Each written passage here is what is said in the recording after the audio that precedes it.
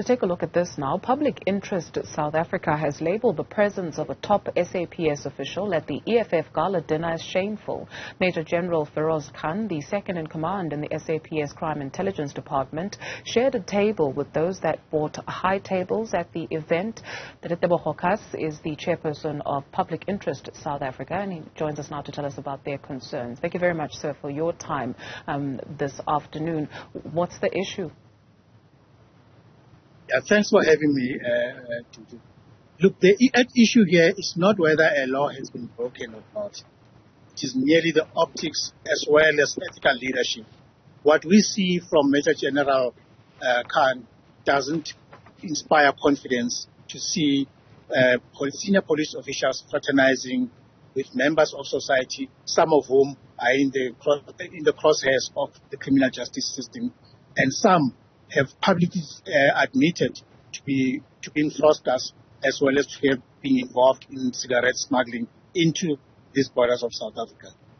That said, it just does not sit well to see a high-ranking police official such as Major General Khan, nonchalantly just seeing nothing wrong with being invited and not knowing or not perceiving that it could raise questions of conflict of interest, because there's a reasonable apprehension that there is conflict in his presence or his relationship with the EFF and those accused of other crimes.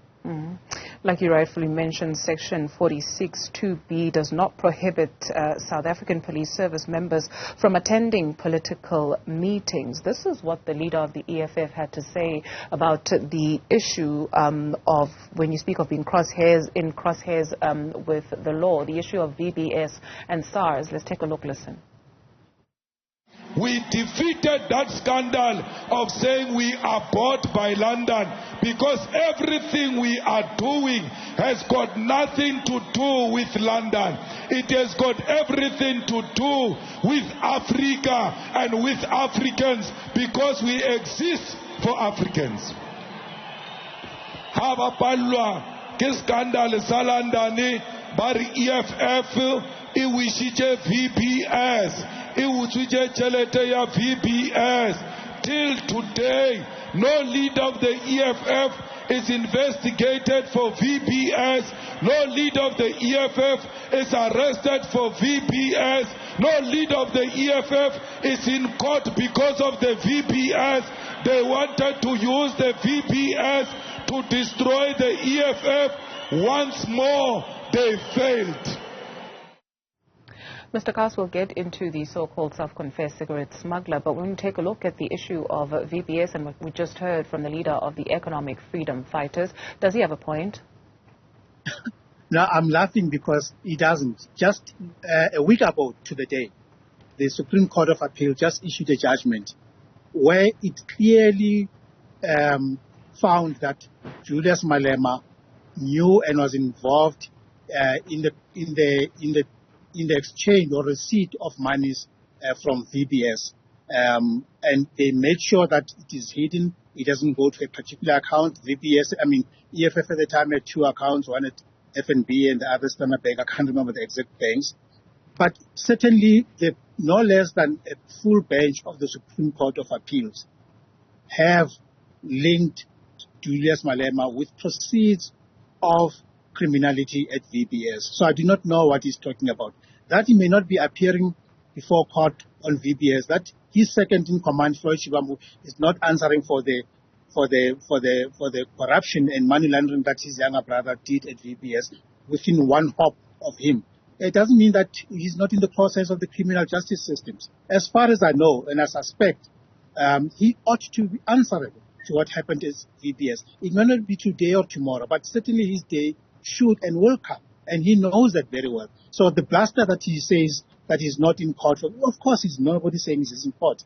But also, remember, there's also a live matter that involves the discharge of firearm in the Eastern Cape. That is still not pronounced, as far as I understand. And he cannot claim that he's got clean hands.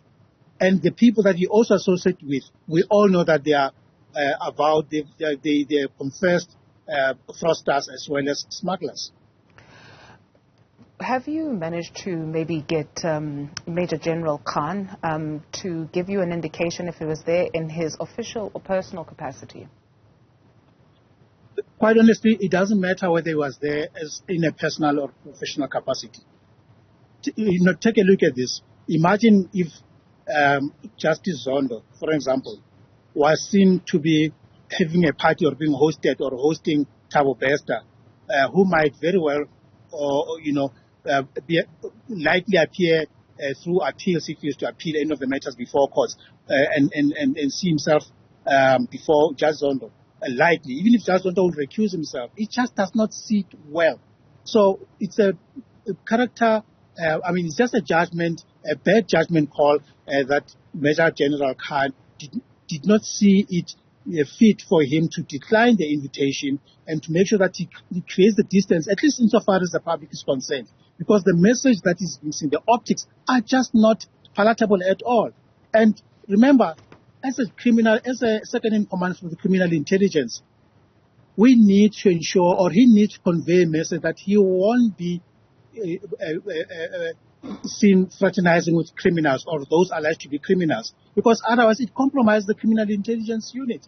We've got a lot of crime in South Africa. We've got illicit economies. We've got Zamazamas who have, we've just did a story on Zamazamas. There's no intelligence, because with proper intelligence, it means our intelligence is compromised. With proper intelligence, some of these crimes or illicit economies wouldn't be existing. But because we've got a police force that is suspect, and that kind of conduct does not itself lend itself to restoring confidence that the public has in the police system. Is that a fair assessment, Mr. Khaas? Because when we take a look at the so-called self-confessed tobacco smuggler Adriano Mazzotti, to your knowledge, which law enforcement authorities are dealing with him and for what? I don't know exactly who the law enforcement are dealing with him now, but the fact of the matter is that there's an affidavit that is deposed of, whereupon he agreed under oath through a deposed affidavit to the South African Revenue Services investigation to say, yes, he admits to fraud, he admits to smuggling, and he paid a fine. But that was a crime. Why it was not even considered a matter to be prosecuted, that remains a question for the NPA to deal with. But he has admitted under oath, whether he got immunity from prosecution, maybe that's what the arrangement was all about. But he has admitted to have committed a crime. And we know we've got a problem with smuggling in this country. We've got illicit goods coming in here. We've got fake goods coming in here through the porous borders that we have between Mozambique, Zimbabwe, and others, where we've got goods that are not declared through the customs, and they are being sold into the economy. And some of this money is not even banked locally; it's been spirited out of the country. And that's why, as a country, we remain grey listed, and our chances of dealing